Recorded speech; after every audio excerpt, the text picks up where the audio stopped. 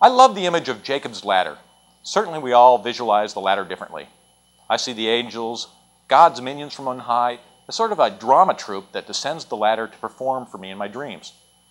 Often one of the players plays me, and I usually look younger than I do in reality. Definitely a sign of God's mercy. How do I know God has visited me in my sleep? I wake up laughing. God really cracked me up a few days ago. It was early morning, almost time to wake up, which meant, as usual, I was dreaming about having to pee. I was standing with a bunch of friends and going on the ground, and they were in a hurry. "Come on, Bear, we're late!" But I just kept peeing, and it didn't seem like it was ever going to end. Finally, I said, "Boys, you're going to have to tip me upside down to empty me out." Well, I woke up laughing. Would God engage in scatological humor? Who else would have invented it? Recently, my son told me about a somewhat similar dream he'd had. It started in a field. He was surrounded by giant cows. They didn't seem to want to do him any harm. And then he saw a minotaur, half man, half beast. Interesting. But before he can investigate further, nature calls. No more field, and Boog suddenly finds himself in some public place. He sees 3 doors: men, women, and porno. Naturally, he goes into the door marked porno first.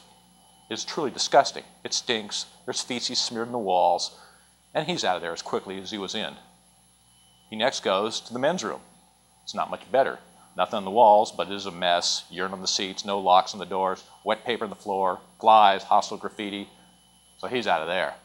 And into the women's room, where everything is spotless. The toilets sparkle, they are so white. And there is a cleaning brush in each stall, and an attendant who is passing out paper towels and handing out magazines with clear plastic covers. The works. I ask, "So you just squat like a girl, son?" He says, "Absolutely, Dad." Good boy. Then I asked him if he remembers the time we drove from Denver to LA and the car broke down in Mack, Colorado, right near the Utah border. You had to go so bad, and I took you into the bathroom there, into the gas station. You took one look at it, man, you turned around and you marched out. Didn't even consider it. He says he doesn't remember, so I say, "Well, anyway, you're not alone. Your Uncle Eddie turns the water on in the bathroom so no one can hear him when he takes a leak." Boog says, "Hey, I do that too." "See, you're not alone." He says, "I knew I wasn't alone, but I didn't think it would be someone so close to home." Eddie isn't really Boog's uncle, but he is someone Boog admires.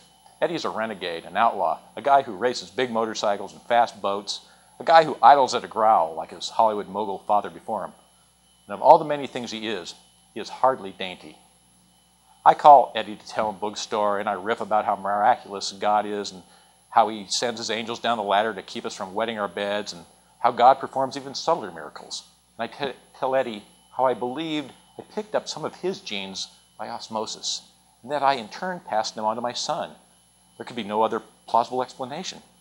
Eddie loves this. I'd made his day. He says in that gruff voice of his, "Hey man, you tell Boog there is nothing wrong with the delicate toilette. You tell him I said so."